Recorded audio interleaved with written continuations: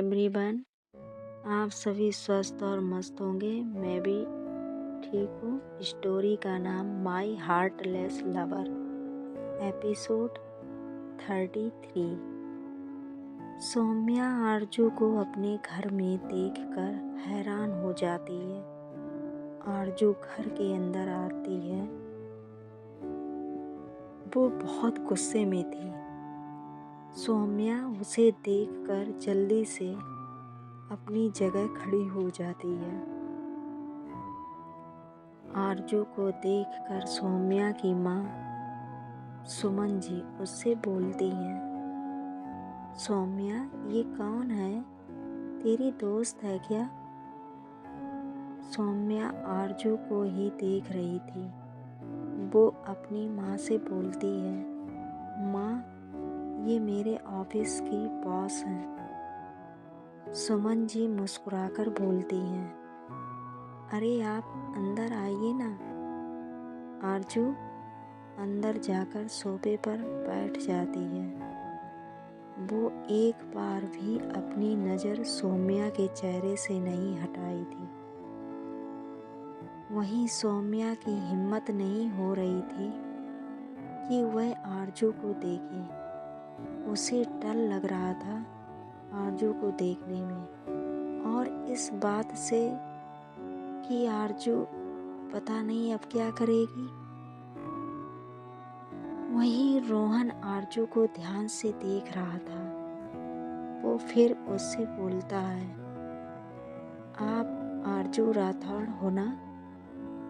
आरजू रोहन की आवाज़ सुनकर उसकी तरफ घूर कर देखते हुए बोलती है, ये तुम मुझे बता रहे हो या मुझसे पूछ रहे हो? रोहन मुस्कुराते हुए बोलता है, आई एम सॉरी, वह आपको इस तरह से यहाँ देखने की उम्मीद नहीं थी मुझे। मेरा नाम रोहन शर्मा है। मैं बहुत दिनों से आपके साथ काम करने का सोच रहा हूँ, पर आपका अपॉइंटमेंट आज तक नहीं मिला ही नहीं। मैंने बहुत ट्राई किया, पर हर जगह से निराशा ही हाथ लगी।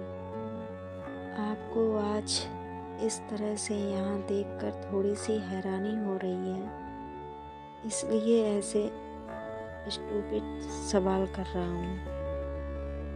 आरजू रोहन को पूरी तरह से इग्नोर कर देती है और सौम्या से बोलती है, मुझे तुमसे बात करनी है, वो भी अभी इसी वक्त अकेले में।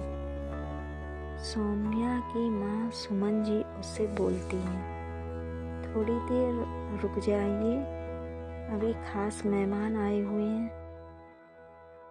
आरजू सुमन जी की तरफ देखकर बोलती है, मैं भी खास ही हूँ और मुझे अभी ही सौम्या से बात करनी है।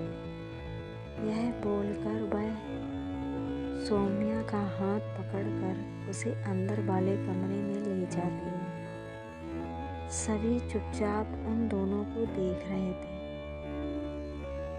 आरजू सौम्या को कमरे के अंदर लाकर कमरे का दरवाज़ा जोर से बंद कर देती है। सौम्या इतनी जोर से दरवाज़ा बंद होने से घबरा जाती है और आरजू की तरफ देखने लगती है। आरजू फिर उसे दीवार से लगा देती है और उसके दोनों तरफ हाथ रखकर अपने दांत पीसते हुए बोलती है, ये मैं क्या सुन रही हूँ कि तुम्हें देखने लड़के वाले आए हैं? सौम्या उसका सवाल सुनकर धीरे से अपना सिर हिला देती है। आरजू ये देखकर जोर से अपने हाथ का मुक्का दीवार पर दे मारती है, जिससे सौम्या घबराकर अपनी आंखें बंद कर लेती है। आरजू फिर उसकी ठुड्डी अपने हाथ में पकड़कर गुस्से में बोलती है, मेरी तरफ देखो, सौम्या आँख खोलकर उसकी तरफ देखती है। आरजू की आंखों में उसे अपने लिए बेहिसाब गुस्सा दिख रहा था।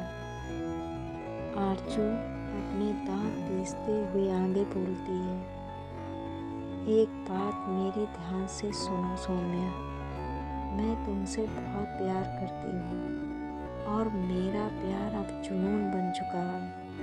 मैं तुम्हें पाने के लिए किसी भी हद तक जा सकती हूँ। अब बाहर जाओ और जाकर लड़के वालों को मना कर दो। कहो उनसे कि तुम शादी नहीं करना चाहती और अगर तुमसे ये नहीं होगा तो मैं जाकर बोल दूँगी कि हम दोनों एक दूसरे से प्यार करते हैं।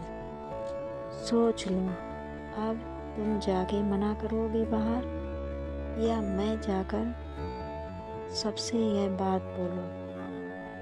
फैसला तुम्हारा है। सौम्या आरजू की बात सुनकर उसका चेहरा अपने हाथों में थाम कर बोलती है, आप प्लीज़ शांत हो जाइए। मुझे भी नहीं पता था कि मुझे देखने वाले लड़के आ रहे हैं। मैं जब सुबह घर आई तब माँ ने मुझे बताया। प्लीज़ मुझे थोड़ा सा समय दीजिए, मैं माँ को समझाऊंगी बाद में, पर अभी ऐसे गुस्से में आकर कोई भी बात नहीं करनी है मुझे।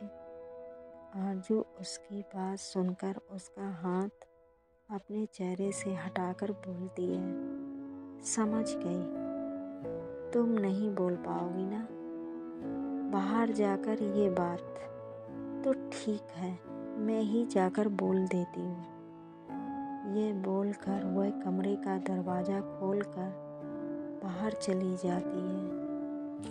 अब देखते हैं आगे क्या होता है। Bye bye, see you.